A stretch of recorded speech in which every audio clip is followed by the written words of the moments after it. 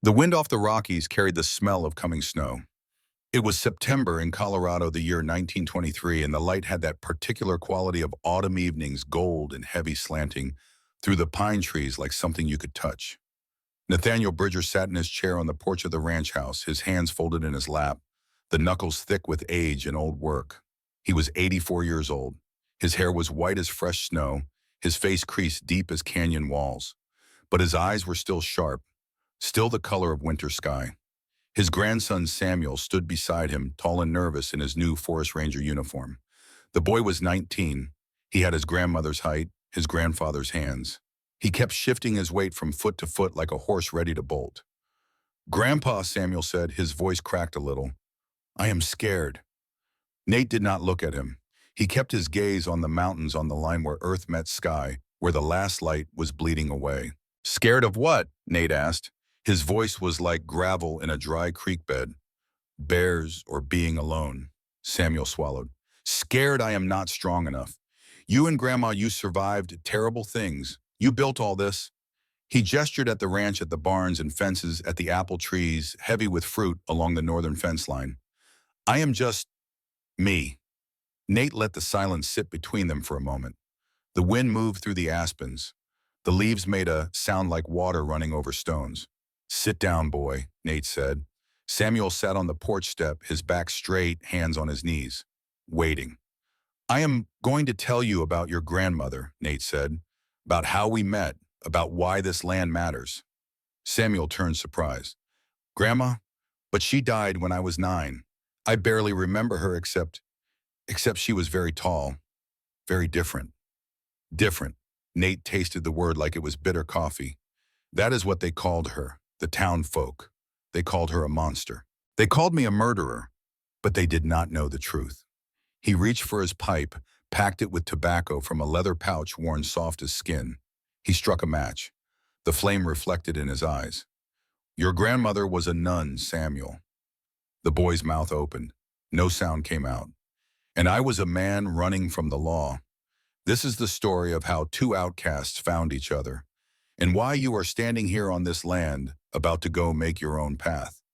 Nate drew on the pipe. Smoke curled up into the evening air, gray as ghosts. "It was October of 1873. I was 34 years old, had not been to a town in 5 years. His voice drifted. The present faded. The past rose up like water from a deep well. The storm came down from the north like the hand of an angry god. One moment the sky was merely gray. The next it was white, howling, erasing the world. Nathaniel Bridger felt the temperature drop 20 degrees in the space of 10 heartbeats. His horse, a sturdy bay gelding named Jasper, pinned his ears back and shuddered. Nate was running his trap line along the high ridges west of what the settlers called the Mission Valley. It was late in the season. Most mountain men had already come down to winter quarters. But Nate was not like most mountain men. He stayed high as long as he could, stayed where the silence was thick as wool, where he could go days without seeing another human face. That was how he preferred it, had preferred it for 5 years now, since Mary and Thomas died of cholera down in the camps near South Pass, since the world had become a place where words meant nothing and grief was just the texture of every waking moment. The wind hit them sideways. Jasper stumbled on the loose shale of the trail, his hoof catching in a cleft between 2 stones. The horse lurched, tried to recover, failed. They went down hard. Nate kicked free of the stirrups, an old reflex muscle memory from 1,000 rides over bad country. But the ground came up too fast. His shoulder struck first. Then his head cracked against a jutting rock. The world went white, then black, then swam back into a nauseating gray focus. He lay in the wash, the wind screaming over him. He tasted blood hot and metallic running down from his scalp into his eye. His head felt full of broken glass. When he tried to sit up, the horizon tilted like a ship in a storm.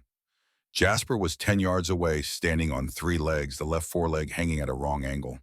The horse was shaking violently, eyes white rimmed with terror. Nate forced himself to stand. His knees felt made of water. He stumbled to the horse, put a hand on the animal's neck. The gelding's coat was already slick with freezing rain. "Easy, boy," Nate whispered. "Easy now." But he could see the break. Clean through the cannon bone. There was no fixing it. Not out here, not in this storm. He pulled the revolver from his belt. His hands were shaking. It took him 3 tries to cock the hammer. Jasper looked at him with those big dark eyes. The horse had carried him for 8 years through 6 territories, had never once spooked at a rattlesnake or balked at a river crossing. "I am sorry," Nate said. His voice cracked. "I am sorry, old friend." The gunshot was loud in the white silence. Jasper dropped without a sound. Blood pooled dark on the pale stones. Nate stood there swaying. The coal was already chewing at his fingers, turning them stiff and clumsy. His coat was soaked through. His head pounded with each heartbeat. He looked around. The trail was gone, erased by wind and snow. He had no landmarks, no shelter, no horse. The cold became a voice urging him to lie down, to close his eyes, to sleep. It would be easy, easier than the last 5 years had been, easier than waking every morning to the memory of Mary's face, Thomas's laugh, the life he had lost through his own absence. Then he smelled it. Smoke. Wood smoke. Faint but real. He turned. There, through the white curtain of the blizzard, a thin dark thread rising. Someone had a fire. He began to walk. He did not know how long he walked. Time lost its shape in the storm. His feet moved on their own, each step a negotiation with his body, which wanted very much to stop. Blood crusted on his face, freezing in his beard. His fingers had gone numb. He could not feel his toes anymore. Just as the last gray light was bleeding out of the afternoon, he saw it, a shape resolving from the white. Stone walls weathered and dark. A mission church, squat and ugly and alone on a rise of land that took the full brunt of the wind. In the yard, a figure was working, chopping wood. The axe rose and fell with a rhythm that was frightening in its efficiency. The blade bit through heartwood with a crack like breaking bones, splitting logs clean. The figure was tall, broad in the shoulder, wearing a man's heavy coat and a battered hat pulled low. Nate's vision was blurring. He thought it was a man, some rancher or drifter who had claimed the abandoned mission for winter quarters. He let go of the last of his strength. He took 3 steps forward. His boots scraped loud on a rock. The figure spun. The axe came up in a smooth, defensive arc. Fast. Very fast. "Who is there?" The voice was rough, shaped by wind, but it was a woman's voice. Nate tried to raise a hand, tried to show he was unarmed. His arm felt like lead. "I need—" The words came out in pieces. "Please, I need—" The wind stole the rest. The woman stepped closer. The axe was held across her chest like a shield. She did not look frightened. She looked dangerous. Her face was carved from the same hard land as the mountains. Sharp cheekbones, a mouth set in a grim line, eyes that were dark and guarded, weighing him, calculating threat. She was tall, taller than most men, 6 feet if she was an inch. Her coat strained at the shoulders. Her hands on the axe handle were large, the knuckles slightly swollen from labor. "You are dying," she said. It was not a question. It was an assessment. Nate swayed. "Yes," he managed. "I think, yes." "Where is your horse?" "Dead. Broke his leg." She looked past him at the empty trail, looked at the blood on his face, looked at his eyes, which were starting to lose focus. He saw her hesitate, saw her look back at the mission door, then at him again, saw the war happening behind her eyes. Then she moved, not with gentleness, with grim necessity. She grabbed him. Her hands were strong, surprisingly strong. She hooked her arms under his shoulders and began to drag him toward the building. He was not a small man. He was 6 feet himself, 200 pounds of muscle and bone. She hauled him like he was a sack of grain. "Come on," she muttered through gritted teeth. "You are heavy as a dead steer." She kicked the door of the cabin open and dragged him over the threshold. The heat inside hit him like a physical blow. It thawed his frozen skin so fast it burned. Nate groaned. He rolled onto his back, blinking up at rough-hewn beams, at firelight dancing on the ceiling. The woman bolted the door, a heavy iron bolt, deliberate. Then she turned and looked down at him. She stripped off her heavy coat and hung it on a peg. Underneath, she wore a simple work dress made of gray wool patched at the elbows. But the dress did nothing to hide the power of her frame. She was all muscle, all strength. She knelt beside him, her face twisted slightly in distaste as she saw the blood matting his hair. "Sit up," she ordered. Nate struggled to obey. He propped himself against the leg of a heavy oak table. The room spun. He forced his eyes to focus to take in his surroundings. The cabin was sparse. No rugs, no curtains, no softened edges. It was a room built for survival, not comfort. The floor was swept clean enough to eat off. A cast iron stove dominated the center, radiating fierce heat. On a high shelf, a single photograph frame lay face down, gathering no dust. The woman returned with a basin of hot water and a clean rag. She moved with a heavy, deliberate grace. She washed the blood from his face. The water turned pink in the basin. The cloth was rough, but her touch was efficient. "Hold still," she said. "This will sting." She poured something that smelled like corn whiskey over the gash on his head. Nate hissed through his teeth. His hands gripped the table legs until his knuckles turned white. "Need to stitch it," she said. "It is deep." "Do what you have to," Nate managed. His voice sounded like gravel rattling in a tin can. She produced a needle and thread that she passed through the flame of a lantern. As she leaned in, Nate could see the fine lines of fatigue etched around her eyes. She smelled of soap and hard work and pine pitch. She began to stitch. Her hands were large, the knuckles slightly swollen from labor. But they were steady, mostly steady. As she pulled the skin together, drove the needle through, Nate felt a faint tremor in her fingers. It was subtle, a vibration of nerves, a hum of tension that contradicted the stony expression on her face. Every time he moved, even slightly, she flinched. Her body coiled tight, ready to spring away. When he shifted his hand on the floorboard, the sound was loud in the small room. Her shoulders hiked up toward her ears, her breathing quickened. She acted like a creature that had been hunted. She tied off the last stitch and bit the thread with her teeth. "Done," she said. She stood up abruptly, moving away from him, dumping the bloody water into a slop bucket. "Thank you, ma'am," Nate said. "I would have died out there." She did not look at him. She was wiping her hands on a rag, scrubbing at the skin, as if the blood were something poisonous. "Rest," she said. Her voice was flat. "There is a blanket in the corner. You sleep there. Do not come near the bed. I bolt this door at night. You try to enter my room, I shoot." Nate looked at her, seeing the wall she had built around herself. It was higher and thicker than the walls of the mission. "Yes, ma'am," he said softly. He crawled to the corner where a buffalo hide and a wool blanket lay folded. He wrapped himself up. The heat of the stove was fighting the chill in his bones, but slowly. He was shaking with cold and shock and blood loss. He watched her for a long time. She sat at the table, her back to him, staring at the dark window. She did not move. She sat like a sentry, keeping watch over an empty fort. The wind howled outside. The mission walls held firm. Nate felt himself sliding into sleep, black and dreamless. His last thought was that he had been saved, but he did not yet understand the cost of that salvation or what he had stumbled into. Morning broke with a silence that was deafening after the roar of the storm. The sun came up pale and watery, illuminating a world encased in ice. Everything glittered. Everything was sharp. Nate woke with a headache that throbbed in time with his heartbeat. His mouth tasted like old copper. He sat up slowly, groaning. The room was empty, but the stove was still warm. A pot of coffee sat on the iron plate, steam rising from the spout.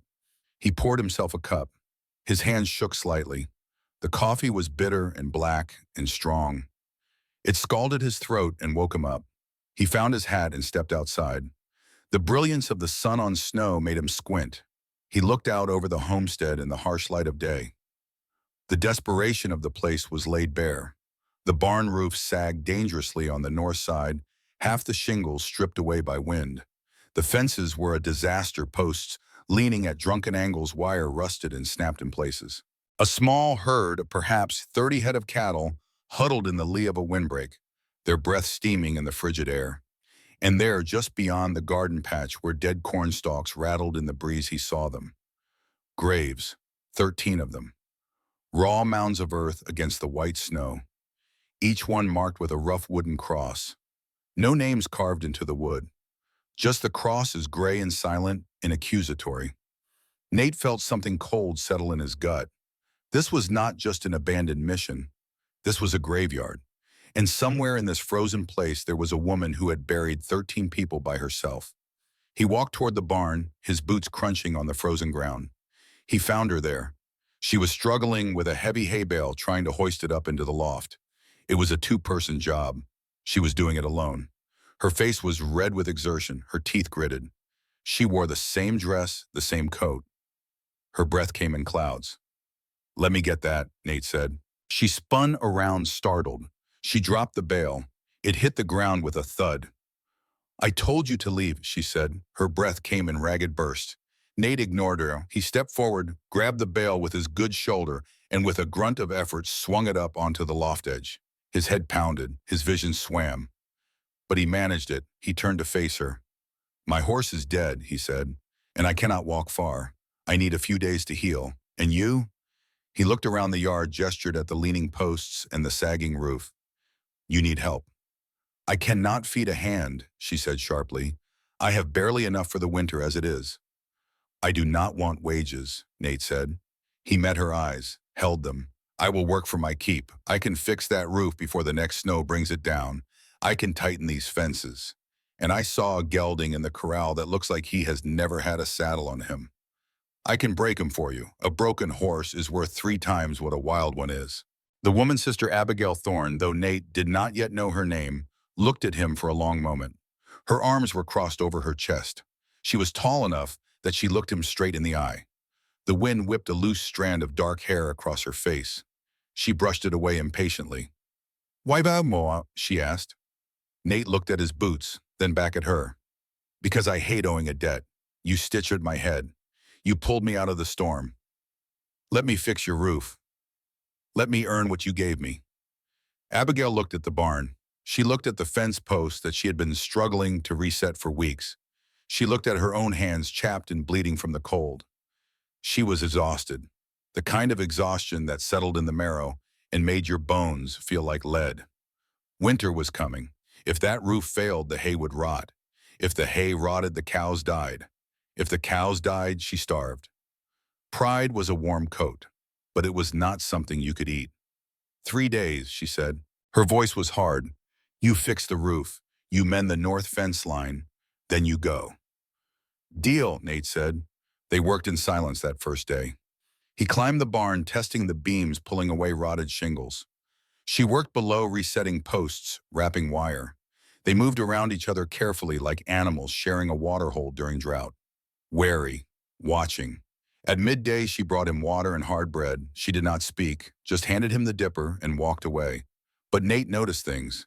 He noticed the way she moved, strong, competent, but always listening, always aware of where he was. Her body stayed coiled, ready to run or fight. He noticed the way she flinched when a board fell, when a crow cawed too loud when he came around a corner without warning. And he noticed the graves, 13 of them, all fresh, all dug in the last 3 years, judging by the weathering of the crosses. That evening, after the sun had set and they sat in the cabin eating beans and cornbread in silence, Nate finally spoke. "How long have you been alone, ma'am?" Abigail looked up from her plate. Her eyes were guarded. 3 years, 2 months, 11 days. Nate blinked. "That is specific. That is how long since the others died." She stood, walked to the door, and pointed out into the darkness where the graves were. 12 sisters, 1 priest, all murdered. Nate felt the words land like stones in cold water. "Indians?" he asked. "Men," Abigail said. Her voice was flat, emotionless. "Just men." She came back to the table. She did not sit. Priest was killed first, shot through the chest, so he could not do last rites for the others. They killed the sisters over 3 hours. I heard every scream. Her hands gripped the back of the chair. Her knuckles were white. I buried them alone, dug 13 holes in rocky ground in July, in the heat, alone. Nate looked at her, really looked at her, at the height and breadth of her, at the hands that could drag a 200-pound man through snow, at the exhaustion carved into her face. "I am sorry," he said, and he meant it. "Sorry does not plant corn," Abigail said. "Sorry does not fix fences. Sorry does not bring them back." She walked to her room. The door closed. The bolt slid home with a definitive click. Nate sat alone at the table staring at his hands. They were scarred from 1,000 small wounds. Knife cuts, rope burns, frostbite scars on the fingertips. He thought about the woman in the next room who had dragged bodies from a chapel and laid them in the ground by herself. He thought about strength, about what it cost to be strong when you had no choice. The next 2 days passed in a rhythm of work. Nate on the roof prying away bad shingles, nailing down new ones scavenged from the collapsed section of the chapel. Abigail below working the fence line, digging out old posts, setting new ones in cement made from Lyman Creek gravel. They spoke little, but they learned each other's rhythms. When he needed a board, she was there with it. When she needed wire cut, he was there with the cutters. On the third day, while Nate was repairing a section of corral fence, Abigail's sleeve rode up as she reached for a hammer. He saw them.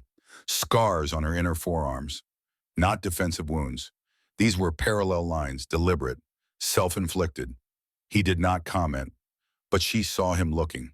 She yanked her sleeve down, turned away, her shoulders hunching in shame.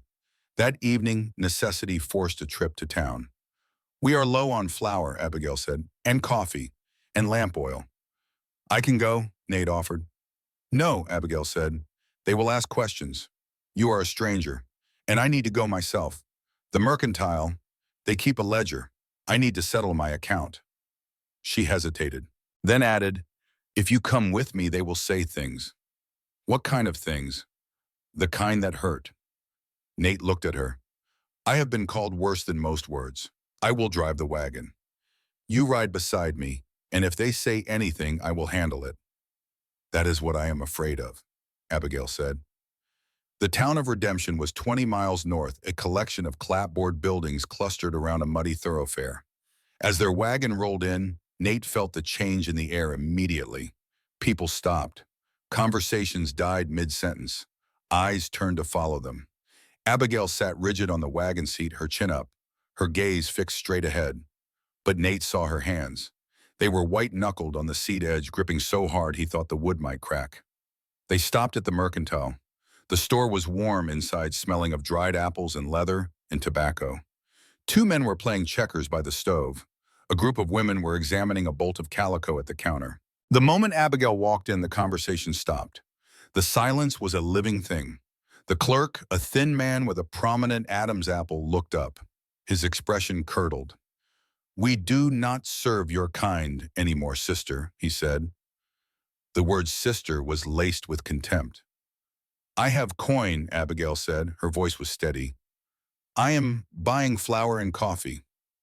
"The church said you are not a sister anymore," the clerk said.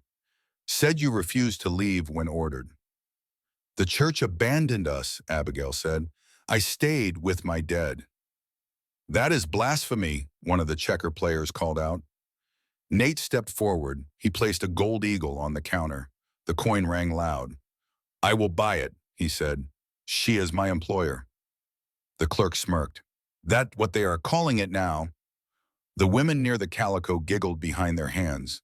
One of them, a hard-faced woman in a severe gray dress, turned to her companion. "Living alone with a man," she said loud enough to carry. "It is shameful." Another woman nodded. "She should have died with the others. That is what God intended, but she fought. She killed. She is no bride of Christ. She is a widow to the devil." Abigail stood frozen. Her face burned red. She stared at the floor, wishing it would open and swallow her whole. Nate began loading flour and coffee into a sack. The clerk worked slowly, deliberately, making them wait, making the humiliation last. As they walked out, one of the men by the stove called out, "Hey, mountain man, you bedding down the nun?" Laughter erupted. "Bet she is wild under that dress. Probably got hair everywhere like an animal." More laughter. "I heard she is not built right. That is why the church did not want her. She is part man, they say." Nate stopped. He set the sack of flour down very carefully. He turned slowly. The men were grinning, confident, safe in their pack. Nate did not raise his voice. He simply looked at each man in turn. Let the silence stretch. "Any of you been up to that mission?" he asked quietly. "Seen those graves? She dug 12 holes, 6 feet deep, in rocky ground, by herself." The grins faltered. "She buried her family while you sat here drinking and playing checkers. She did the work of 6 men because she had no choice, and you call her weak." He let that sit, let it sink in. "You want to talk about what is unnatural? Look at yourselves. Soft hands, soft lives. Sitting here judging a woman who is worth 10 of any of you." He picked up the sack. walked out. The street was silent. Abigail was already in the wagon, her face turned away. Nate climbed up beside her, took the reins. They rode in silence for 2 miles before she spoke. Why did you do that? Do what? Defend me. Now they will say I have corrupted you too. Now they will say I have bewitched you or bought you or... Her voice cracked. Every time someone defends me, it just proves I am what they think I am. Dangerous. Evil. Nate kept his eyes on the road. Let them think what they want. Words do not bury themselves. You did that work alone. That is the truth. The rest is just noise. Abigail turned to look at him. Her eyes were wet, but no tears fell. I am so tired, she whispered. So tired of being strong. So tired of being monstrous. You are not a monster, Nate said. You are just too big for their small understanding. She looked at him, then really looked at him, and for the first time saw herself through someone else's eyes as human, not devil. They returned to find a carriage in the yard. An expensive carriage polished black with brass fittings, 2 horses in fine tack. And standing on the porch of the mission, flanked by 2 rough-looking men and Sheriff Hoskins, was a man in a silk vest. Silas Thorne. He was in his 50s, silver-haired, clean-shaven, with cold gray eyes that calculated everything. He stood with the confidence of a man who owned half the territory and was working on buying the other half. Abigail, he said, as she climbed down from the wagon. His voice was smooth as oiled leather. My dear niece, you look weathered. Abigail went very still. Uncle. Nate stepped down beside her and he did not speak, just stood there, solid and watchful. Silas noticed him. His eyes flicked up and down, assisting, dismissing. I have come to rescue you from this madness, Silas said. I do not need rescuing. Silas reached into his coat and produced a folded document. He handed it to the sheriff, who in turn handed it to Abigail. The archdiocese has sold this property to me, Silas said. You have 30 days to vacate. Abigail unfolded the paper. Her hands shook slightly. She read it once, twice. This is impossible, she said. The mission was granted in perpetuity. It cannot be sold. The church can dispose of property as it sees fit, Silas said. I purchased it legally for $2,000. The transaction is recorded. Sheriff Hoskins, a decent man caught in an indecent situation, cleared his throat. I am sorry, Miss Thorne. The paperwork is in order. But why, Abigail asked. Why would you want this place? Silas smiled. It did not reach his eyes. Silver, my dear niece. There is a vein running beneath the chapel. The assayer confirmed it. This worthless pile of rocks is worth $50,000. He stepped closer, lowering his voice so only she could hear. You are why I became interested in mining. Did you know that I tried to sell you to Gerald Blackwood when you were 17? You would have made me a fortune as his wife. But you ran to the church like a coward. I ran from you, Abigail said. Her voice shook, from being treated like property. And yet here we are, Silas said. You are still my property, niece. Family law is very clear. A woman of unstable mind can be placed under the guardianship of her nearest male relative. The threat hung in the air like smoke. He would have her declared insane, have her locked in an asylum. Take the land anyway. Sheriff Hoskins looked uncomfortable. Miss Thorne, the law says you have 30 days to contest this. You can hire a lawyer, present your case to the territorial judge. I have no money for lawyers, Abigail said. Silas was already turning to leave. He paused at his carriage. 30 days, Abigail. Then I bring the judge and a doctor to assess your mental state. I suggest you use the time to pack. The carriages rolled away, leaving dust and silence. Abigail stood holding the eviction notice. Her hands were shaking. Not with fear, with rage so potent it made her dizzy. Nate waited. He did not rush to comfort or advise. He just stood there, a solid presence. I have nowhere to go, Abigail said finally. Nowhere except... She did not finish the sentence.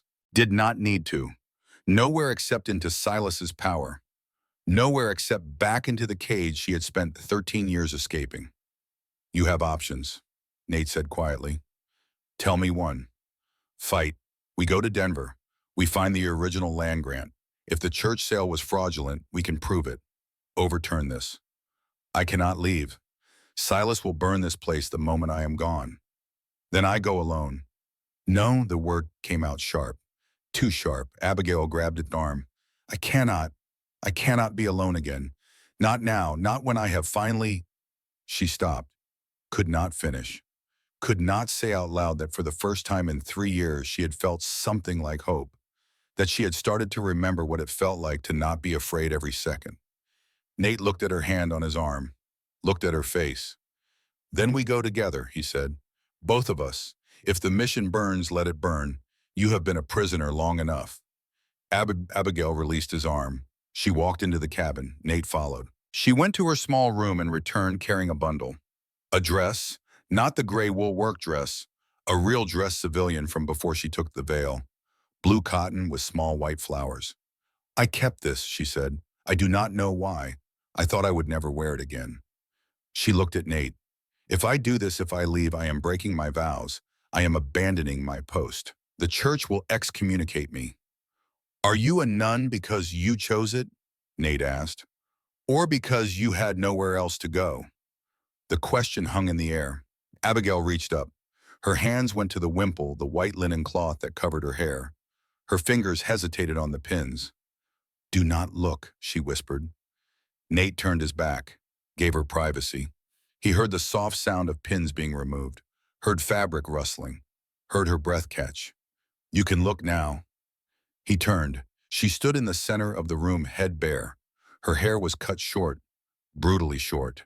It was growing back in uneven patches.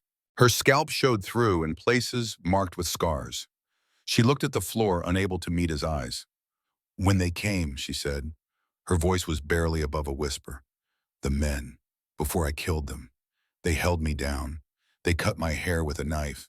They said I was not fit to be a bride of Christ, that I was an abomination. She touched her head, her fingers tracing the scars. I kept it short after, as a reminder of what I survived, but also of what I lost. She finally looked up at Nate. Her eyes were red, but no tears fell. I was vain once. I had long hair. My mother said it was my glory. Nate stepped closer, not close enough to touch, just close enough that she could feel he was there. It is growing back, he said. That means you are healing. Abigail let out a breath she had been holding for 3 years. Help me pack, she said. Duh. They left at dawn. The sky was pink and gold, the air cold and sharp. Abigail wore the blue dress under her heavy coat. Her head was wrapped in a simple scarf. She looked strange to herself, felt naked without the habit. Nate saddled 2 horses, his bay mare that he had bought from a rancher 20 miles south, and Abigail's gray gelding that she used for wagon work. She stood for a long moment looking at the mission, at the 13 graves, at the barn and the fences, at the life she had built from grief and stubbornness. I will come back, she said to the graves, to the sisters sleeping beneath the earth. I promise, I will not let him take this. They rode east toward the rising sun, toward Denver, and whatever truth waited there. Behind them, the mission grew small against the mountains. The apple trees along the fence line, the ones Abigail had planted, caught the morning light. Their branches were bare, but in spring they would bloom. So the sun was setting over the Bridger Ranch. Samuel sat on the porch step, his head in his hands. Grace brought a blanket and draped it over her father's shoulders. That is enough for tonight, Papa, she said gently. But Nate shook his head. No, he needs to hear the rest, needs to know what came after. Samuel looked up. His face was pale. Grandpa, I did not know. I never knew Grandma was a nun. She was many things, Nate said. Nun, warrior, mother, builder. But first she had to choose to be herself. And that choice, he paused, drew on his pipe. That choice cost her everything she thought she was. What happened in Denver? Samuel asked. Nate smiled. It was a sad smile. The smile of a man remembering pain that has long since healed into wisdom. In Denver, we learned that the church had betrayed her, that her uncle had bought her grave before she was even in it, and that sometimes the law is just another word for power. He looked at his grandson. Tomorrow you ride to Montana. You will be afraid. You will be alone. But you will also be free. Free to choose. Free to fail. Free to become whoever you decide to be. He reached into his pocket and pulled out a ring. Simple gold worn smooth by decades of wearing. This was your grandmother's wedding ring. She wanted you to have it. Samuel took it with shaking hands. But Grandpa, I cannot. You can, Nate said firmly. When you doubt yourself, when you are scared, you look at that ring. And you remember you come from people who refuse to break. You are built from holy steel and mountain dirt. The stars were coming out now, the first stars of evening, the same stars that had watched over Nate and Abigail as they fled toward Denver 50 years ago, the same stars that had witnessed everything that came after. Samuel closed his fist around the ring. Tell me the rest, he said. I need to know. Nate nodded slowly. Then tomorrow before you leave, we will finish it. You will hear about the burning chapel, about the trial, about the choice your grandmother made that saved us all. He stood his joints cracking and walked to the door. Get some sleep, boy. The past is patient. It will wait until morning. Inside the house, Grace lit the lamps. The golden light spilled out onto the porch where Samuel sat turning the ring over and over in his hands, thinking about a grandmother he barely remembered and a strength he was only beginning to understand. The wind moved through the apple trees, 13 of them, tall and strong, their branches reaching toward the darkening sky. Beneath them, the graves lay quiet, but the story was not finished. Not yet. The morning sun streamed through the windows of the ranch house. Samuel had barely slept. He sat at the kitchen table, the gold ring on a chain around his neck, now tucked beneath his uniform shirt. Grace poured coffee, her movements efficient and familiar. Nathaniel came in from the porch, moving slowly the way old men move when the cold has settled in their bones overnight. But his eyes were clear. You ready for the rest? He asked Samuel. Yes, sir. It gets harder from here, Nate said. He sat down heavily in his chair. The journey to Denver, that is where your grandmother and I, that is where everything changed. Grace set a plate of eggs and bacon in front of him. Papa, maybe you should let the boy eat first. Let him hear it, Nate said. A man rides better with truth in his belly than food. He looked at Samuel. Your grandmother had never been more than 20 miles from that mission in 13 years. She knew prayers and planting and how to dig graves. She did not know the world. And I had forgotten how to be with another person. We were two broken things learning to fit together. He closed his eyes and the kitchen faded. The past rose up to swallow him whole.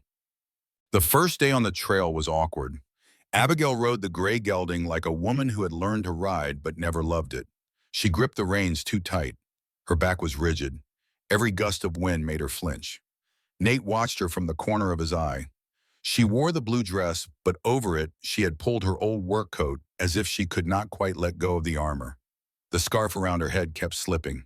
She would yank it back into place with jerky, frustrated movements. They stopped at midday to water the horses at a creek. The sky was gray and low, threatening more snow. The aspen leaves rattled dry as bone. You are holding the reins too tight, Nate said. The horse feels your fear. Abigail looked at him sharply. I am not afraid of the horse. Then what? She was quiet for a long moment. Then of not knowing what I am doing. I have always had rules, schedules, prayers. The hours were marked. Matins, lauds, prime, terce, sext, none. Vespers, compline. My whole life was structured. Now I am just making it up as I go. That is what freedom feels like, Nate said. It feels like drowning.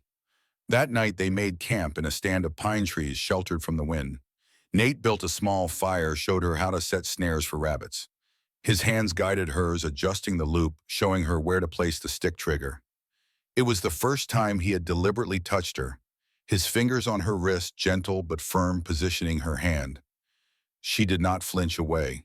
He noticed, filed it away. You ever camped like this before? He asked. Never. The mission was my world. I left it twice in 13 years.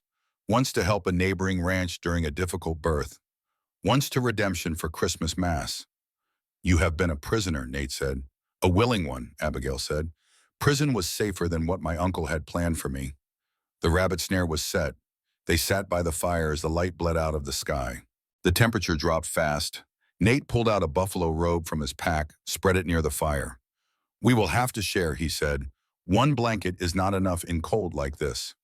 Abigail nodded. Her face was unreadable. They lay down on opposite sides of the robe, the fire between them and the stars. For a long time, neither spoke. The fire crackled. Somewhere far off, a coyote called. "Tell me about your wife," Abigail said suddenly. Nate was quiet so long she thought he would not answer. "Why?" he asked finally. "Because I have never heard a man speak of a woman with gentleness. I want to know it exists." Nate stared up at the stars. The Milky Way was a river of light overhead so bright it cast shadows. "Mary," he said. The name felt strange in his mouth after 5 years of not saying it. She was not beautiful by town standards.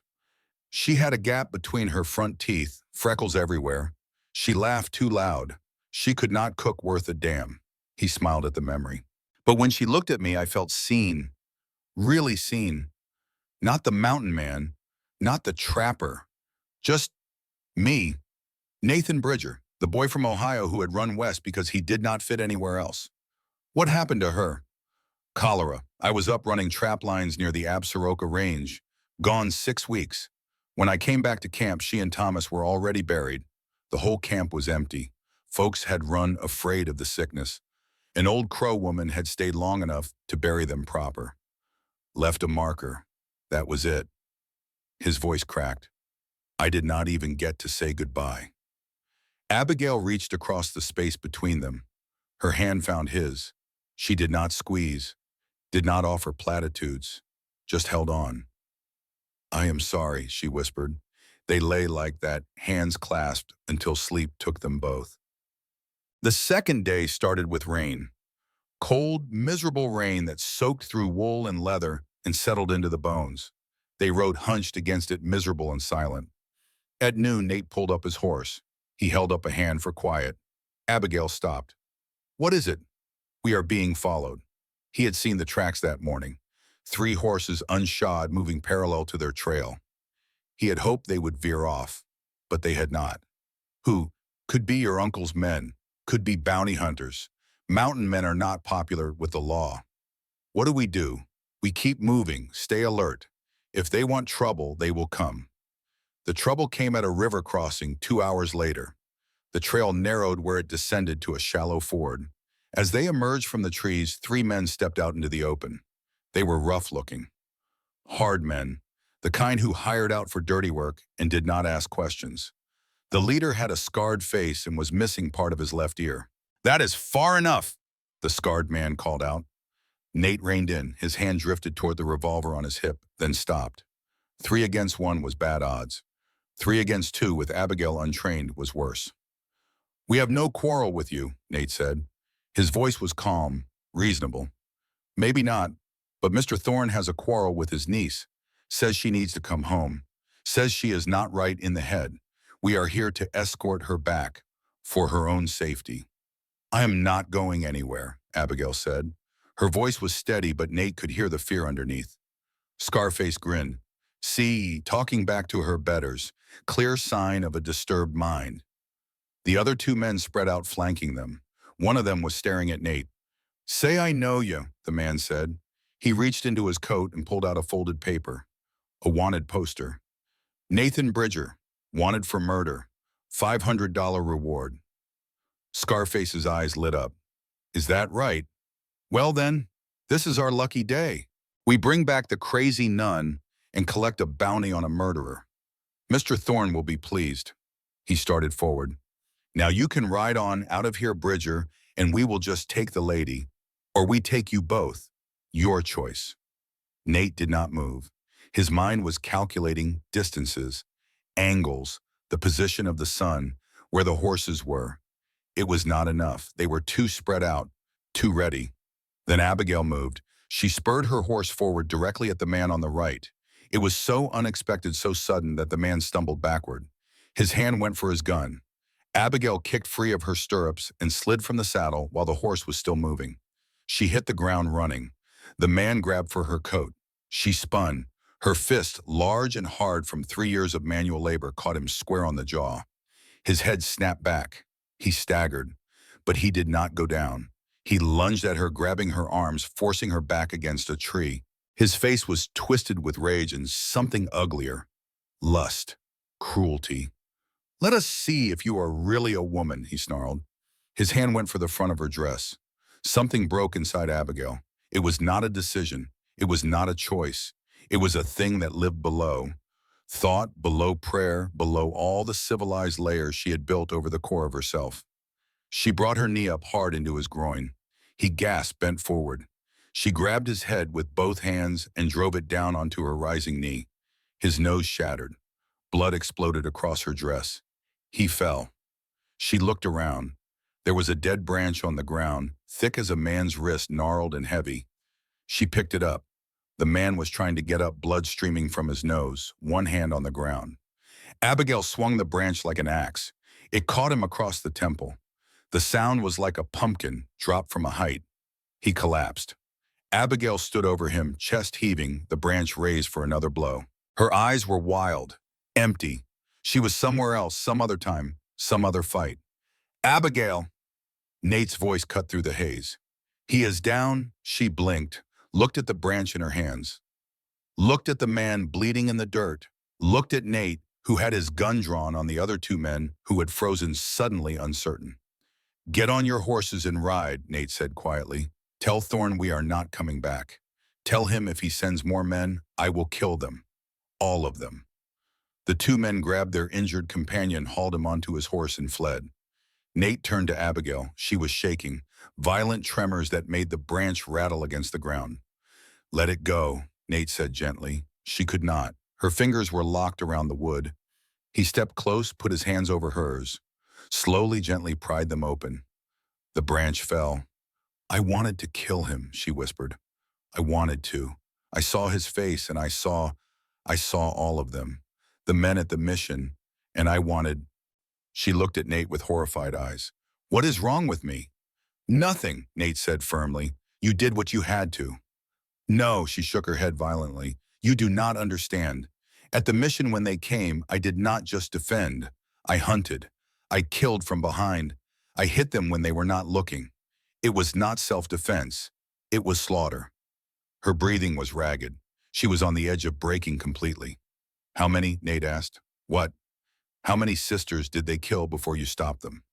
6. And how many more would have died if you had not fought? 6 more. But that does not make it right. Mother Superior taught us to turn the other cheek, to forgive 70 times 7, to love our enemies. Your enemies killed 6 women while you were praying, Nate said. You stopped them. You saved 6 more. That is not sin. That is survival.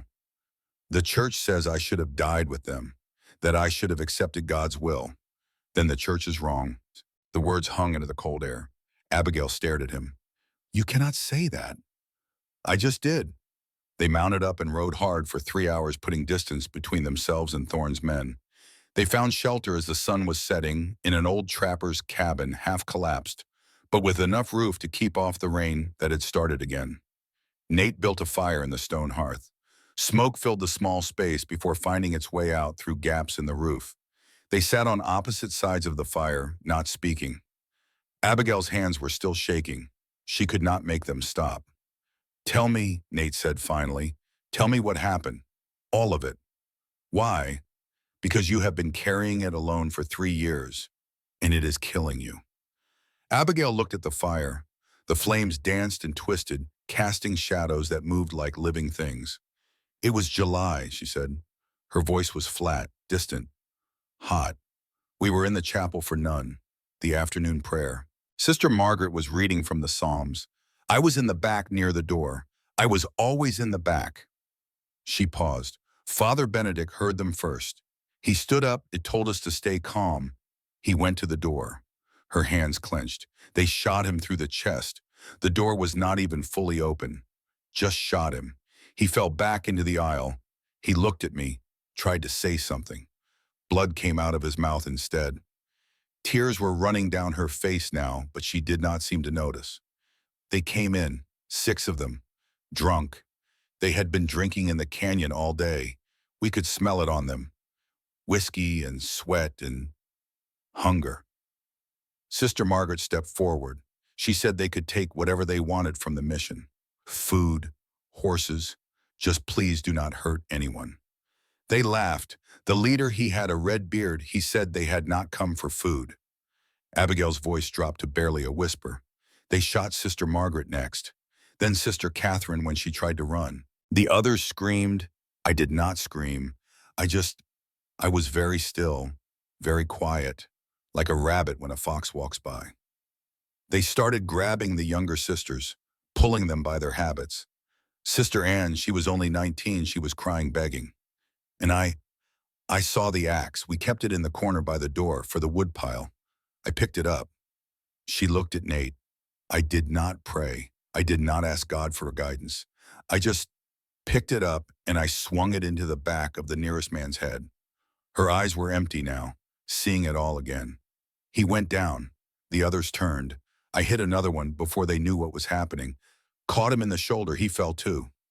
Then it was chaos. They were shouting, trying to get their guns up. But we were in close quarters. The chapel was crowded, and I was fast. I was so fast. Years of farm work, carrying water, lifting hay bales. I was stronger than they expected.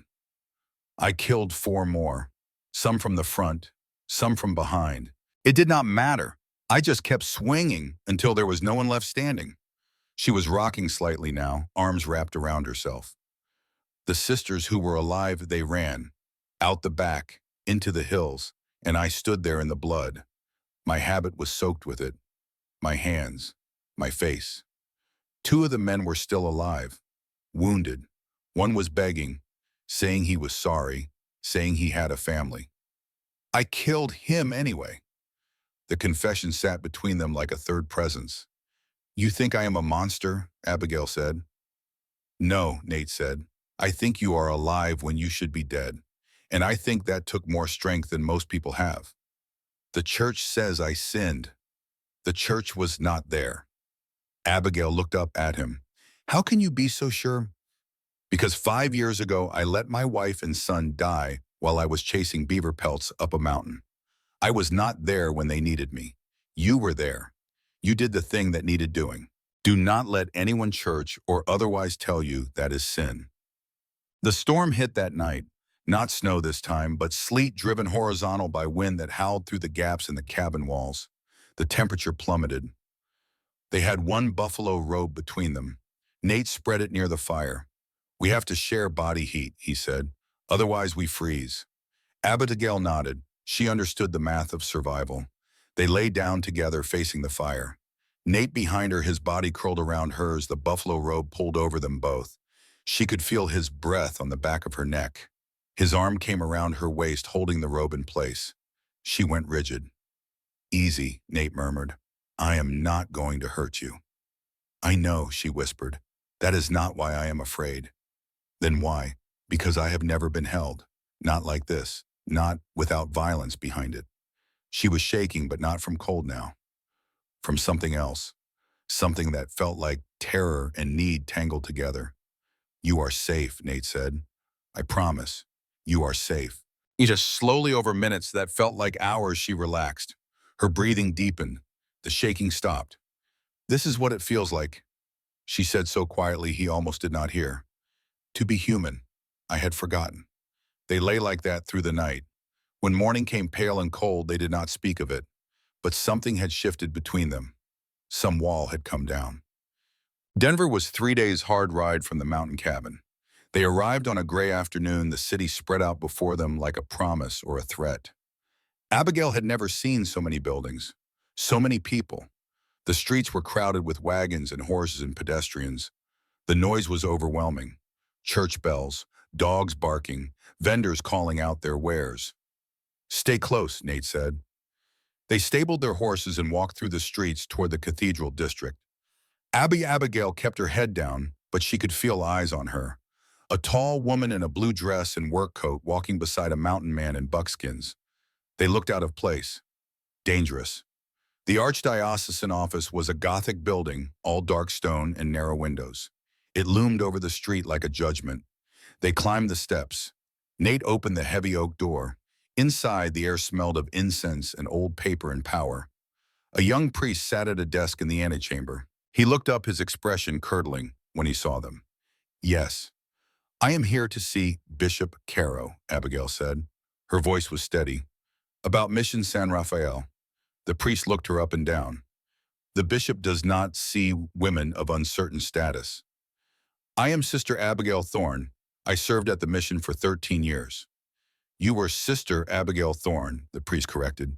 His Excellency made clear you are no longer recognized as a member of the order. You abandoned your post. I stayed with the dead when the church fled, Abigail said. Her voice was hardening now, anger creeping in. Now tell the bishop I am here. That will not be possible. He is in conference. Abigail took a step forward. The priest actually flinched. Then I will wait. In his office. Go tell him. Something in her eyes, some echo of the woman who had killed 6 men with an axe, made the priest stand up quickly and disappear through a side door. They waited. Nate stood beside her, solid and watchful. The door opened.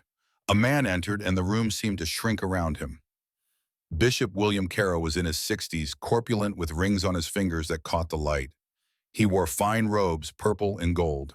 His face was soft, well-fed, but his eyes were hard. Sister Abigail, he said. The title was laced with contempt. Or should I say, Miss Thorne, you look diminished.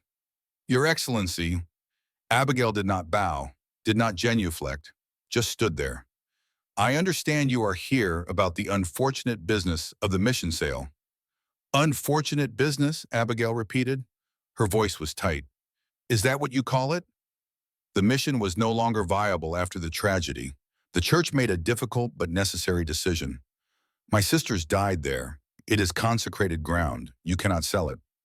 The church can dispose of property as it sees fit, the bishop said smoothly. Your uncle made a generous offer during a time of financial difficulty. The transaction is recorded and legal. Show me, Nate said. His voice cut through the room like a blade. The bishop turned, noticing him for the first time. And who might you be? A friend. Show us the bill of sale. The bishop's lip curled, but he walked to his desk and retrieved a leather folder. He opened it and removed a document, laid it on the desk. Nate and Abigail stepped forward. The paper was heavy parchment covered in dense legal script. At the bottom was a signature, Mother Mary Catherine Brennan, Mother Superior of Mission San Rafael, and the date, March 1872. Abigail felt the floor tilt under her feet. March 1872, she whispered. That is 6 months before the tragedy, yes, the bishop said. The transaction was completed well in advance. That is impossible. Mother Superior never said anything about selling. She would have told us. She would have. Nate was leaning over the document, his eyes narrowed. He had learned to read surveys and contracts in his years as a trapper. You had to, or you got cheated. This signature is forged, he said. The bishop stiffened. Excuse me? I said it is forged. The slant is wrong. The pressure is uneven. And look here, he pointed at the signature. The M in Mary, it slopes backward. That is not a natural way to write. That is someone copying a signature they are looking at. How dare you, the bishop said. His face was flushing red. You stand in the house of and accuse the church of fraud. I am accusing you of fraud, Nate said. You sold that mission before the women who lived there were dead. You pulled the army escort. You left them defenseless. And you did it so Silas Thorne could dig his silver mine. You have no proof of such slander. I have this, Nate said, tapping the document. And any decent surveyor will confirm the signature is false. Abigail was staring at the bishop. The pieces were falling into place in her mind. The sudden withdrawal of the army patrol, the supply shipments that stopped coming, the feeling in those last months that they had been forgotten. They had not been forgotten. They had been sacrificed. You killed them, she said. Her voice was barely above a whisper. You killed my sisters for silver. I killed no one, the bishop said. I made a difficult administrative decision in the best interests of the church. You sold us, I sold land. What happened after was unfortunate, but not the church's responsibility.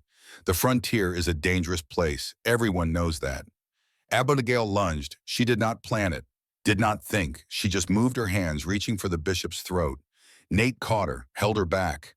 She struggled against him, but he was strong enough to hold her. You left us to die, Abigail was shouting now, tears streaming down her face. Sister Margaret was 23 years old. Sister Anne was 19. They were children, and you sold them for money. The bishop rang a bell on his desk. Two large men appeared, guards in uniform. Escort these people out, immediately. This is not over, Nate said. Oh, but it is, the bishop said. His composure had returned. He looked at Abigail with cold satisfaction. You have just proven, Miss Thorne, that you are indeed mentally unstable. You attacked a bishop of the church. I will be writing to the territorial judge about this incident. It will support your uncle's petition for guardianship quite nicely. The guards grabbed them. Abigail was still struggling, still shouting. I was a nun, I served Dome, and you sold me. You sold all of us. As they dragged her toward the door, she reached up and grabbed the scapular around her neck, the small piece of cloth that marked her as a religious.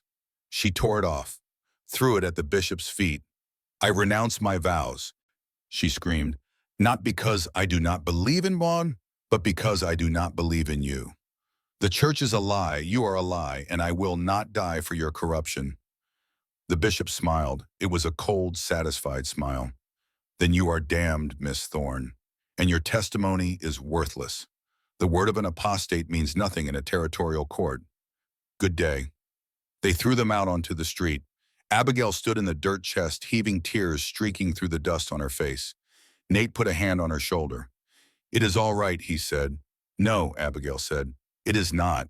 He was right. I am damned now. I broke my vows. I attacked a bishop. No court will believe me. No one will help us. Then we help ourselves. How, but Nate did not have an answer. They walked through the streets of Denver as the sun set, two lost people in a city that did not care whether they lived or died. They spent that night in a cheap boarding house on the edge of the city, paid for a single room because it was all they could afford. There was one narrow bed, a washstand, a window that looked out onto an alley. Nate sat on the floor, his back against the wall. Abigail sat on the bed, her face in her hands. I am sorry, she said finally. For what? For dragging you into this. You could have left. You could have ridden away days ago. I could have, Nate agreed, but I did not want to. She looked up at him. Why? Because you are the first person in 5 years who has made me feel like I am still alive. Still here. Everyone else looks at me like I am a ghost. You look at me like I am real. You are real, Abigail said. So are you, and we will find a way through this. There was a long silence. Then Abigail spoke. I am scared. Of Silas. Of this. She gestured between them. Of what I am feeling. I do not know how to. I have spent 13 years being told that any desire, any want, any need for another person is sin. And now I want... She stopped, could not finish. Nate stood up. He crossed the small room and knelt in front of her. What do you want? He asked gently. To not be alone anymore, she whispered. To be seen. To be chosen. You are chosen, Nate said. I choose you, Abigail. Right now, not the nun, not the survivor. Just you, the woman sitting in front of me. She reached out. Her hand touched his face, traced the line of his jaw, rough with beard. I do not know how to do this, she said. Neither do I. We learn together. She leaned forward and kissed him. It was not practiced or smooth. It was desperate and hungry and full of 3 years of isolation and 13 years of denial. Nate kissed her back. His hands went to her waist, pulled her closer. They broke apart, both breathing hard. I have never, Abigail said. I know. Will you show me? Yes, Nate said, but not tonight. You are exhausted. You are hurt. And I will not have you regret this in the morning. Abigail looked at him with something like wonder. You would wait as long as you need. She lay down on the bed fully clothed. Nate lay beside her on top of the covers. She reached out and took his hand. Stay, she said. I am not going anywhere. They slept like that, hands joined as Denver breathed and moved around them in the darkness. They left Denver at dawn. There was nothing more to be done there. The church would not help them. The courts would not listen to an apostate and a wanted man. They rode north back toward the mountains, back toward the mission. They did not speak much, but the silence between them was no longer empty. It was full of things, unsaid things waiting. On the second night, camped high in a pine forest, Nate noticed her staring at a wanted poster he had torn down from a post along the trail. You want to know about it, he said. It was not a question. Abigail nodded. Nate poked at the fire with a stick. Sparks rose up into the night. Thomas Wickham, whiskey trader, sold to the Crow tribe near where I was trapping. My wife Mary got a bottle from him, traded for it with a quilt she had made. She did not know it was poisoned. Methanol, wood alcohol, mixed with cheap whiskey to stretch it further. His voice was flat, factual. She drank it, shared it with 2 Crow families she was friendly with. By the time I came down from the mountains, 6 people were dead, including Mary and Thomas. My son, he was 7 years old. Abigail made a small sound, pain and sympathy. I tracked Wickham, took me 2 months, found him at a trading post in Wyoming. I confronted him, told him he needed to answer for murder. He laughed, said Indians were not people, said you could not murder what was not human. Nate's hands clenched. I lost control. I beat him. He pulled a knife. We fought. I killed him with my bare hands, choked him until he stopped moving. It was self-defense, Abigail said. It was rage, Nate corrected. Pure rage. And his brother is a territorial judge. Issued a warrant. Said I murdered Thomas in cold blood for his goods. Said I was a savage and a criminal. So you ran. So I ran, been running for 5 years. Abigail was quiet for a long moment. Then she moved around the fire and sat beside him. We are the same, she said. Both punished for surviving. Both carrying guilt for things we could not control. The church says you are damned for breaking vows. The law says I am damned for seeking justice. Then let us be damned together, Abigail said. She kissed him. This time there was no hesitation, no questions, just need. Nate pulled back slightly. Are you sure? I am sure I do not want to die never having chosen something for myself. I am sure I do not want to go back to that mission, never having known what it feels like to be wanted. You are wanted, Nate said. His voice was rough. God help me, Abigail, you are wanted. What happened next happened slowly. There was fumbling, uncertainty, moments of awkwardness that would have been funny if they were not so sacred. Nate was gentle, patient. When she froze, afraid he stopped, waited, let her decide.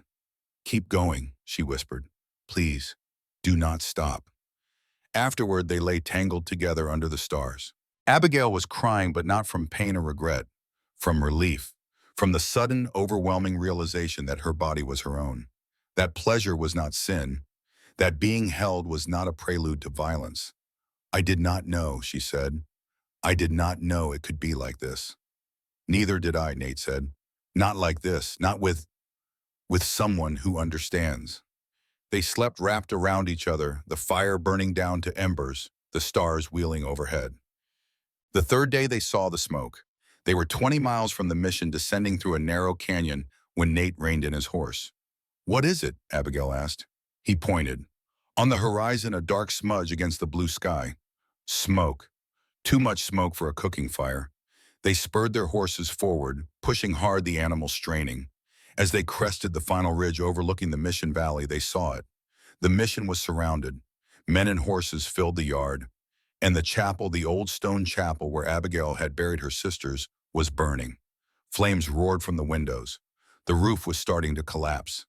But that was not the worst of it. The graves. The 13 graves, they had been dug up. The wooden crosses lay broken in the dirt. The coffins had been opened and emptied. Abigail made a sound like a wounded animal. He is destroying the evidence, Nate said. The deed. It was kept in the chapel. He is burning everything. We have to stop him. We are 2 people. There are 10 men down there, maybe more. I do not care. Then from behind them a voice spoke. Then you need more than courage. You need truth. They spun. An old woman sat on a mule not 10 yards away. She had appeared without sound. She was Ute ancient, her face a map of wrinkles, her eyes sharp as obsidian. Maria, Abigail breathed. Child, the old woman said, I have been waiting 3 days, watching, knowing you would come back. How did you? Dreams, Maria said simply. They told me you would fight, that you would need witness. So I come. She held up something, a small metal disc on a leather thong, a medallion. I kept this from one of the dead men, 3 years, knew one day it would matter. She handed it to Nate. He turned it over. Stamped into the metal was a mark. The letters ST intertwined, Silas Thorne's company seal. This changes everything, Nate said. Yes, Maria agreed. But first you must fight. Are you ready? Abigail looked down at the mission, at the flames consuming the chapel, at the men who had desecrated her sister's graves. I am ready, she said. Samuel stood up from the kitchen table so fast his chair fell over. What happened next? He demanded. Did you fight them? Did Maria testify? Nate smiled. It was a tired smile, an old smile. Tomorrow, he said, before you ride out, I will tell you about the burning chapel, about the trial in the mud, about how your grandmother stood in front of the whole town and chose herself over everything the world told her she should be. But Grandpa, tomorrow, Nate said firmly, a story told right needs time to breathe, and you need to sleep. You have a long ride to Montana. Samuel nodded reluctantly, but as he headed to his room, he turned back. Grandpa, the ring, Grandma's ring, you said it was made from her crucifix. Yes. That means she chose you over God. No, Nate said softly. She chose herself, and in doing that, she found both me and God in the right order. Samuel lay in bed that night, the ring around his neck feeling its weight. Outside, the wind moved through the apple trees. 13 of them planted over 13 graves, their branches heavy with fruit in the darkness. And tomorrow he would hear how the story ended. How two broken people fought an entire town and won. How a nun became a woman. How a fugitive became a husband. How a mission became a home. But tonight he dreamed of smoke and fire and an old woman on a mule holding truth in her weathered hands. The morning Samuel was to leave for Montana came too soon. He sat at the breakfast table, his pack already by the door, his horse saddled and waiting. But he could not leave. Not yet. Not without knowing how it ended. Nathaniel came in from the barn, moving slowly in the way old men do when their bodies remember every hard year. He poured coffee, sat down across from his grandson. You still here? I need to hear the rest, Grandpa. I need to know what happened. Grace brought biscuits and gravy, set them down without a word. She had heard this story before, many times, but she sat down too. Some stories bear repeating. Nate looked out the window at the apple trees, their branches heavy with late September fruit. 13 trees perfectly spaced, marking 13 graves that had been empty now for 50 years. Where was I, he asked. Maria. She had the medallion. You were about to fight. Nate nodded slowly. Yes, the fight.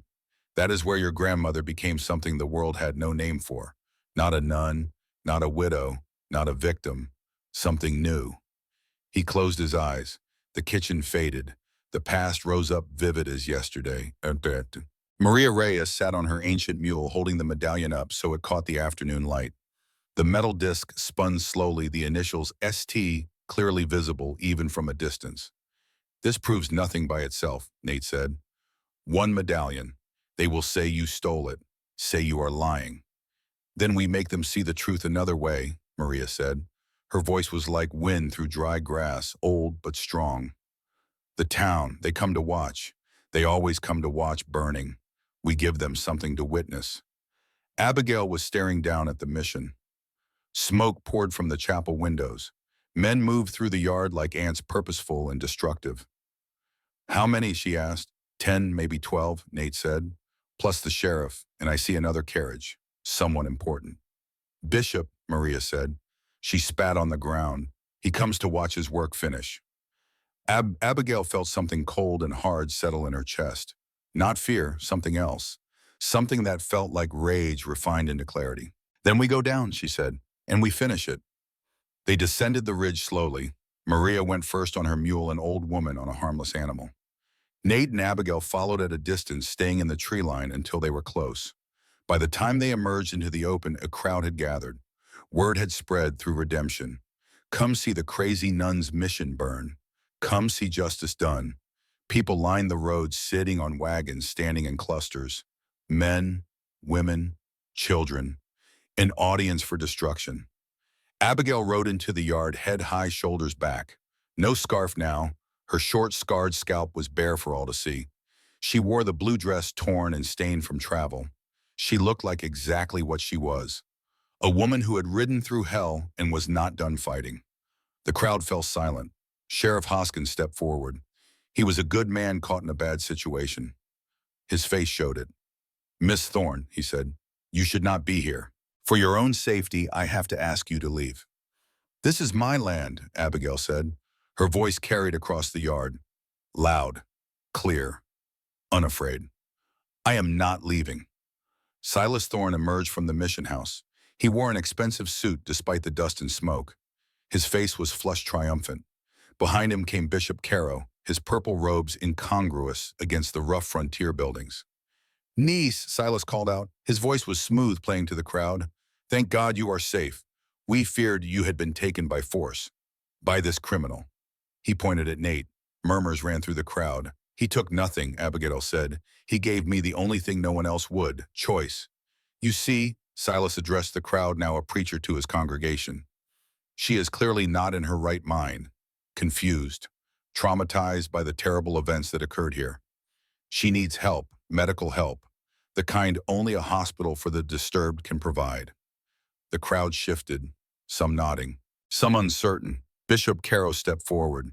My child, he said, his voice oily with false concern. You broke your sacred vows. You attacked a bishop of the church. You abandoned your calling. You are no longer fit to speak on matters of property or faith. I am not your child, Abigail said. Each word was a hammer blow, and I did not abandon my calling. You sold it for silver. Gasps rippled through the watchers. You sold this mission 6 months before my sisters died. You pulled the army escort. You left us defenseless. And when we were murdered, you covered it up with lies and paperwork. Slander, the bishop sputtered. This woman is deranged. Then explain this. Maria Reyes rode forward on her mule. She held up the medallion, turning it so the crowd could see. I took this from dead man, 3 years ago, man who killed the sisters. She rode closer to the sheriff, handed him the disc. Sheriff Hoskins examined it. His face went pale. This is registered to Thorne Mining Company, he said quietly. It is a forgery, Silas shouted. That savage witch. I am witch who delivered half your children, Maria said, her voice cutting through his bluster. Witch who cured fever that killed 5 families 10 years past. Witch who speak truth now. You sent those men. They killed the sisters. She survived. She pointed at Abigail. I was there day before, trading herbs. I saw 4 men camping near Mission. White men. I heard them talking. They say boss wants it clear by weekend. Silver SA good. We rich. One man wore this. She touched the medallion in the sheriff's hand. This proves nothing, Silas said, but his voice had lost its smoothness. The testimony of an Indian is sworn testimony, the sheriff said. He was looking at Silas now with new eyes, calculating eyes. And this medallion is evidence. Evidence that places your men at the scene of a massacre. The crowd was no longer murmuring approval of Silas. They were murmuring questions. Doubt. Mrs. Agnes Whitmore, the preacher's wife, who had spat at Abigail's feet in town, spoke up. But she killed men with an axe that is not Christian. Abigail turned to face her. The crowd. All of them. No, she said. It is not Christian. It is human. 6 men came to murder us. I killed them. If that is sin, then I will burn in hell for it. But I will not apologize for refusing to die. She looked around at the faces, some hostile, some uncertain, some a few showing something like understanding. You want to call me a monster, fine. I am a monster, but I am the monster your world made when it told me that being strong was unfeminine, that fighting back was unholy, that survival was shame. Her voice was rising now, years of suppressed rage finding its outlet. I buried 13 people by myself. I dug 13 graves in rocky ground in July heat. I washed their bodies. I said prayers over them because no priest would come. I have lived here alone for 3 years, keeping their memory alive, keeping this place standing. And you, she swept her hand across the crowd. You called me devil. You called me cursed. You spat at me. And now my uncle wants to dig up their bones for silver, wants to make me disappear into an asylum. Wants to take the only thing I have left. She was crying now, but her voice did not break. So yes, I am a monster, because monsters are the only things that survive in this world. The silence that followed was absolute. Then Silas broke it. "Enough!" he screamed. Burn it all! I am done with this!" He grabbed a torch from one of his men and hurled it through the chapel window. The flames inside roared higher. The roof timbers cracked. "The deed?" Abigail shouted. "The original deed. It is in the sacristy." She spurred her horse forward. "No!" Nate yelled, but she was already moving. Abigail dismounted at the run. She hit the chapel door with her shoulder. The old wood splintered. Heat blasted out a wall of fire that singed her hair, her eyebrows. Inside was an inferno. The pews were burning, the altar was engulfed. Smoke churned black and choking. She could not see, could not breathe. She dropped to her knees, crawling under the worst of the smoke. She knew this building, had cleaned it 1,000 times, knew every stone. The sacristy was to the left. Stone walls might still be intact. She found the door, kicked it open. Inside, the stone had protected the space from the worst of the flames. A wooden cabinet stood against the wall. She tore it open. Papers scattered. She grabbed at them, searching. There, a metal box, locked. She grabbed it, turned to leave. A beam fell from the ceiling, massive, burning. It came down directly in her path. Then Nate was there. He must have followed her in. He grabbed her, shoved her aside, took the impact of the beam across his shoulder and back. He went down hard pinned. "Go," he gasped. "Get out." Abigail looked at him. At the beam. It was too heavy, impossibly heavy. She set down the box, grabbed the beam with both hands. Every muscle in her body screamed. She was strong, stronger than most men, but this was beyond strength. This was physics and fire and death. She lifted anyway. Something inside her body gave, a tearing sensation in her back, but the beam moved, inches, enough. "Buffalo!" she screamed. Nate rolled out from under the beam. She dropped it, grabbed him, grabbed the box, dragged them both toward the door as the roof collapsed behind them with a roar like the end of the world. They burst out of the chapel, coughing, smoking alive. The crowd had gone silent again. They had just watched a woman lift a beam that should have been impossible to lift. Watched her drag a 200-pound man out of a burning building. Watched a monster perform a miracle. Abigail knelt in the dirt, the metal box clutched to her chest. Nate lay beside her, groaning, his shirt burned through his shoulder, blistered and bleeding. Sheriff Hoskins ran forward. "Let me see that." Abigail handed him the box. He took a rock, smashed the lock, opened it. Inside, a single document, yellowed with age. Heavy parchment. The sheriff read it. His lips moved silently. Then he looked up at Silas. "This is the original land grant, signed by Territorial Governor Evans in 1860. It says, and I quote, 'Granted in perpetuity to Mission San Rafael and its heirs.'" He looked at Abigail. "You are the last heir, the last surviving member of the mission. By law, this land is yours." Silas went white. "That is, you cannot—" "I can," the sheriff said. "We can. And I am. Mr. Thorne, you are under arrest for fraud, for conspiracy to commit murder, and for desecration of graves. You cannot prove any of that. I have testimony from Mrs. Reyes. I have physical evidence." He held up the medallion. "And I have a forged bill of sale that you filed with the county, but never with the territorial recorder. That is fraud under territorial law." He gestured to his deputies. "Take him." Silas Corner did something desperate and stupid. He pulled a pistol from his coat. "You ruined me," he screamed at Abigail. "You were supposed to be nothing. Nothing. I should have sold you to Blackwood when I had the chance. Should have let you die in this godforsaken place." He raised the gun, aimed at Abigail. Nate, burned and hurt, threw himself between them. The gun went off. The bullet caught Nate in the side, just above the hip. He grunted, went down to one knee. Abigail moved. She crossed the space between herself and Silas in 3 strides. He tried to turn the gun on her. She grabbed his wrist, twisted. The gun fell. She hit him. Not with a fist.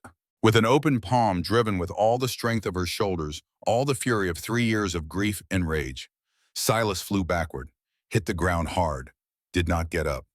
Abigail stood over him. The crowd watched, holding its breath. She could kill him. They all knew it. She was strong enough. He deserved it. She reached down.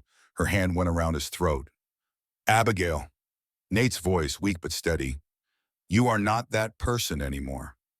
Her hand tightened. She could feel Silas's pulse under her fingers. Fast, terrified. She thought of Sister Margaret, of Sister Catherine, of the 12 graves she had dug by herself. She thought of the woman she had been, the woman she was trying to become. She let go. I survived you, she said, looking down at Silas. That is my victory. She stood up, turned away. Let the sheriff's men take him. The crowd erupted, some cheering, some silent, some still hostile. But the power had shifted. Bishop Caro tried to slip away in the chaos, but the sheriff called out, Your Excellency, I need you to remain as well. There are questions about your role in the fraudulent sale. The bishop went rigid. You cannot arrest a bishop. I can detain a witness, and if you flee, I will issue a warrant. The bishop looked around, saw no allies, no escape. He stepped into his carriage, his face purple with rage and humiliation. Then from the road a new voice called out, Hold there! A man on horseback rode into the yard. He wore a federal marshal's star on his coat. He was in his 50s, weathered with hard eyes. He looked directly at Nate. Nathan Bridger. Nate, bleeding from the gunshot, looked up. Yes. You are wanted for the murder of Thomas Wickham. I am placing you under arrest. Abigail stepped in front of him. No, he killed in self-defense. That is for a judge to decide, ma'am. Now step aside. I will not.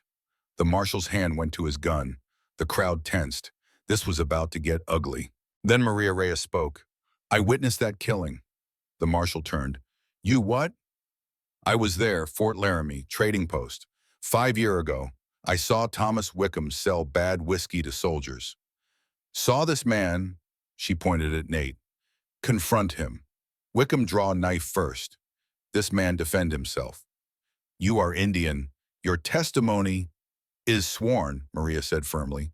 She reached into a leather pouch at her belt and pulled out a folded paper so old it was nearly falling apart. 3 soldiers saw. They write it down. Sign it. I keep it. Waiting. The marshal took the paper. Read it. His face changed. This is signed by Sergeant William Hatch, Private John Morrison, and Corporal Samuel Bent. All 3 are deceased now, but this is an official statement witnessed and dated. He looked at Nate. Judge Wickham, the man who issued your warrant, died last year. Heart failure. Without him pushing the case and with this evidence, he tore the wanted poster in half. You are free, Bridger. Case closed. Nate stared at him, then at Maria. Why did you keep that? Because someday justice would matter, Maria said simply. Today is that day. The marshal tipped his hat and rode away. The crowd began to disperse. Slowly, reluctantly. The show was over. Sheriff Hoskins approached Abigail. Miss Thorne, the land is yours, legally. No question. But the bishop will likely appeal, and there will be talk. Let them talk, Abigail said. I am done being afraid of talk. Mrs. Whitmore, the preacher's wife, stepped forward. Her face was conflicted, shame and pride warring. Miss Thorne, she said stiffly, the land is yours. The law says so. It was not an apology. It was not friendship, but it was acknowledgement. Abigail nodded. Thank you. Nate was trying to stand. Abigail went to him, helped him up. The gunshot wound was bleeding but not fatal. The bullet had gone through the fatty tissue above his hip. Painful but survivable. We need to get you to a doctor, she said. We need to get off this cursed ground, Nate said. I have had enough of this place for one day. They walked to their horses. Maria followed. You come to my camp, Maria said. I have herbs. I fix him proper. They rode away from the mission, from the burning chapel, from the graves and the memories as the sun set over the mountains, painting everything gold. 6 months later, spring of 1874, the chapel was gone, demolished down to the foundation stones. In its place, a cabin, sturdy, well-built, with a real glass window and a stone fireplace. Nate and Abigail built it together, log by log, stone by stone. The mission was gone. What stood in its place was a homestead, a ranch. Abigail wore simple dresses now. Her hair had grown to shoulder length, still uneven, still marked by scars, but no longer brutal. She looked different, softer somehow, but no less strong. Nate moved with a permanent hitch in his gait, a gift from the burning beam and the bullet wound. But he was putting on weight. The haunted look was gone from his eyes. Spring brought work, fences to mend, cattle to tend, a garden to plant, and it brought visitors. Mrs. Whitmore came bringing a basket of preserves, an offering, an olive branch. I judged you wrongly, she said. The words came hard. I am sorry. Abigail took the preserves. Thank you. It was a start. The sheriff visited, offered Nate a job as a deputy, someone to track rustlers in the high country. I know those mountains, Hoskins said, and I need a man who can handle himself. Pay is not much, but it is regular. Nate took the job. Maria brought her granddaughter, Little Sparrow, 10 years old, quiet and watchful. She needs learning, Maria said. Reading, English. You teach. I am not a teacher, Abigail protested. You are now. So Little Sparrow came 3 days a week, learned letters, numbers, stories. The cycle was breaking, rescue becoming legacy. On a warm day in late April, Nate and Abigail planted apple trees, 13 of them, one for each grave. They planted them in a line along the northern fence, young saplings. They would take years to bear fruit, but they would grow, would spread their branches wide, would bloom white and pink every spring.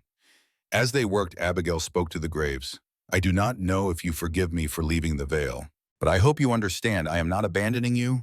I am living the life you did not get to live. Nate straightened, wiping dirt from his hands.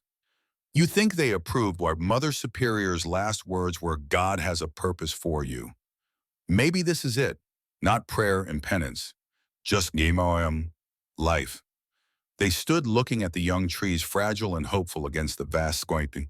Will you marry me? Nate asked. Abigail turned. What?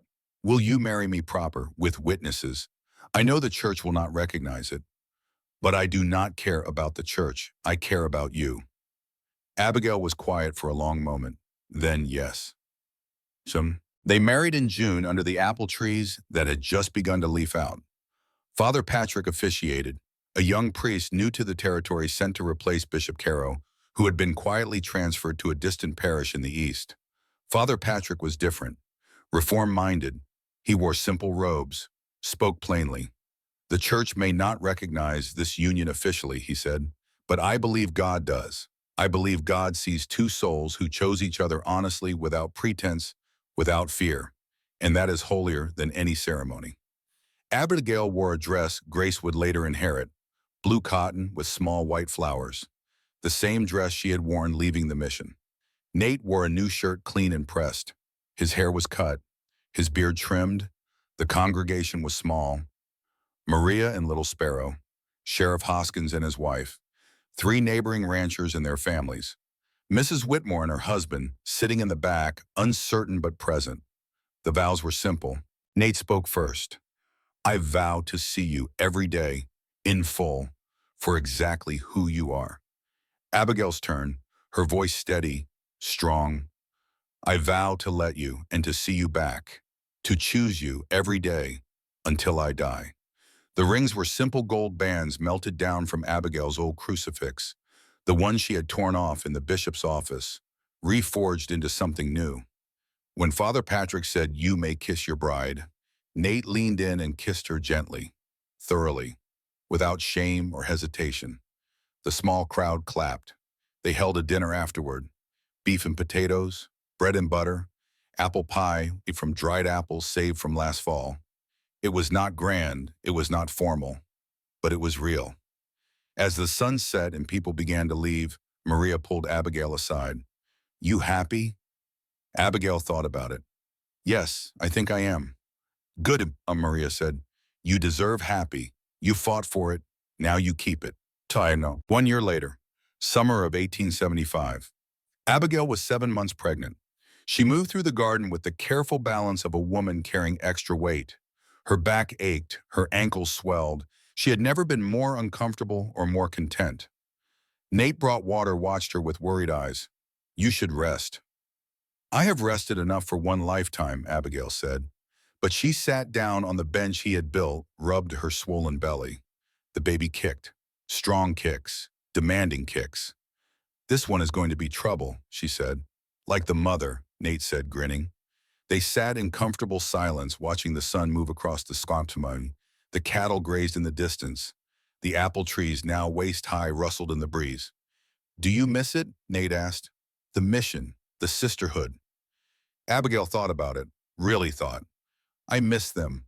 The women, the routine, the certainty. But I do not miss the cage. I do not miss being told what to want, what to be." She looked at Nate. "I chose this. Every day I choose this. And that makes all the difference." The baby kicked again, harder. "What will we tell this child?" Nate asked. "About how we met," Abigail smiled.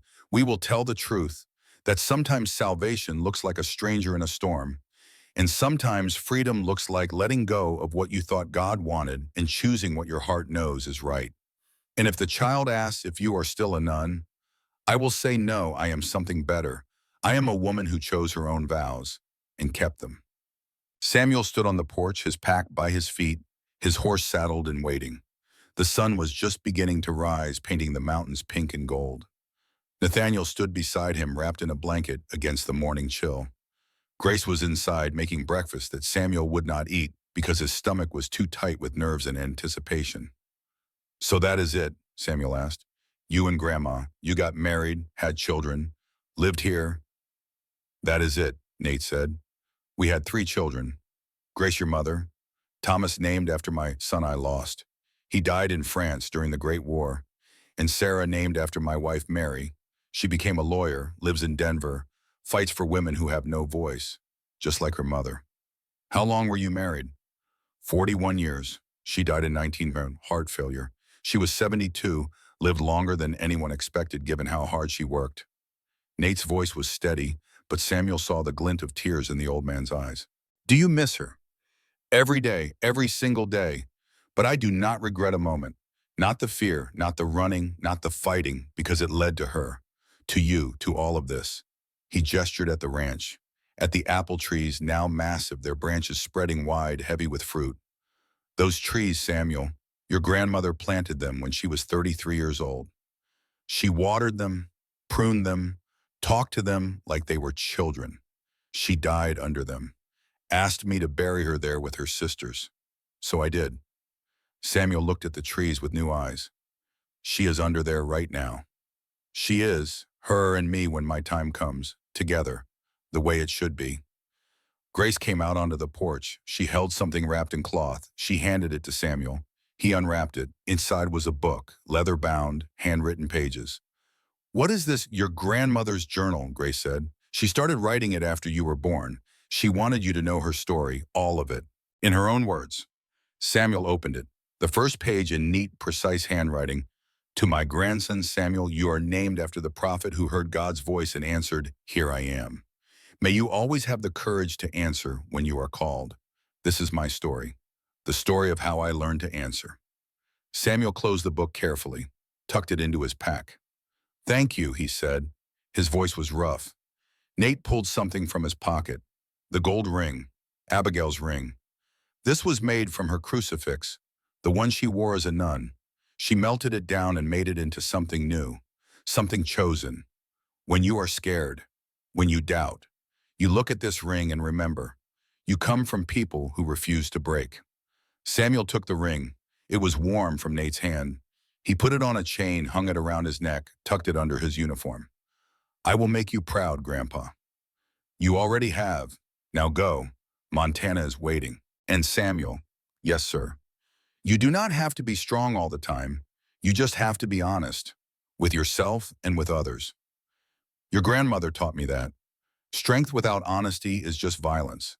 But honesty, even when you are afraid, that is courage." Samuel hugged his grandfather. The old man was frail now, all bone and papery skin, but his arms were still strong. "Come back and visit," Grace said. "I will, I promise." Samuel mounted his horse, looked back one last time at the ranch, at the cabin, at the apple trees, at the only home he had ever known. Then he turned his horse north and rode away. Nate and Grace stood on the porch watching until he disappeared over the ridge. "You think he will be all right?" Grace asked. "He is your mother's grandson," Nate said. "He will be pretty." They went inside, but Nate paused at the door, looked back at the apple trees one more time. "I lived well, Abigail," he whispered. "We lived well." Samuel never returned to live on the ranch. He became one of Montana's finest rangers, protected the forests, fought fires, saved lives. He married a woman named Catherine. They had 4 children. He wrote home every month, long letters full of details about his life, his work, his growing family, and he always signed the same way, "From the one who never broke." Because that was the legacy, not the land, not the apple trees, not even the story. The legacy was choice. The legacy was the understanding that strength is not the absence of fear. Strength is doing what is right even when you are terrified. The legacy was knowing that sometimes the life you are supposed to live is not the one anyone else planned for you. Nathaniel Bridger died in the winter of 1925. He was 86 years old. He died in his sleep in the cabin he had built with Abigail, under the roof they had raised together. Grace buried him under the apple trees, next to Abigail, just as he had asked. She planted one more tree, the 14th tree, for him. The ranch stayed in the family, passed from mother to daughter, just as Abigail had wanted. The women held it, protected it, grew it.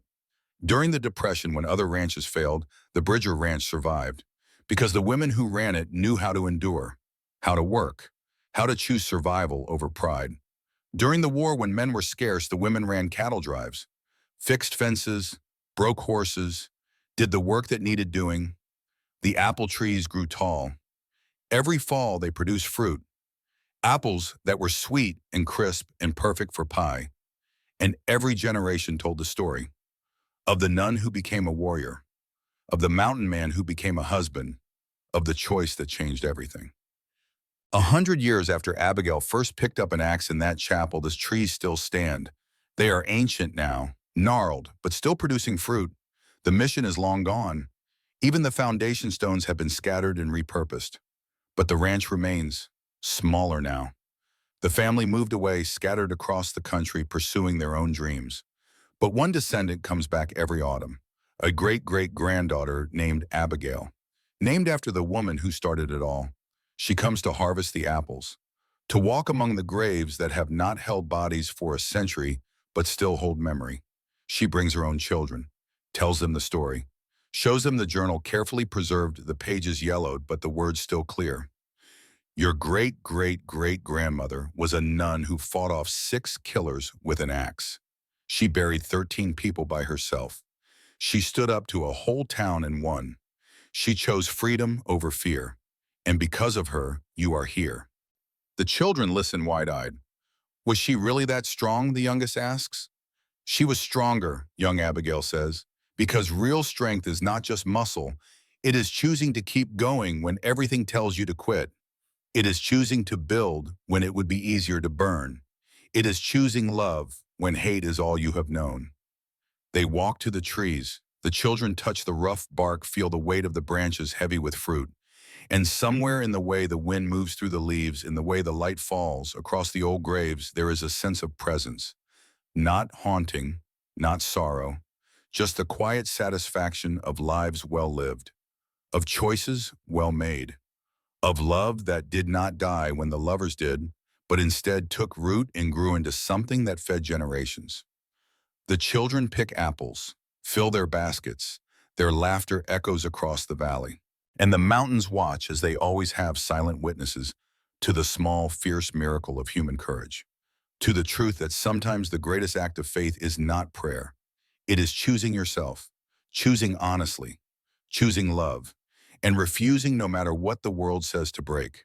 The story ends where it began, with choice, with freedom, with a woman and a man who looked at the life the world demanded they live and said simply, clearly, without apology, no, I choose something else. I choose myself. I choose us. I choose life. And the mountains echoed back, yes, yes, yes.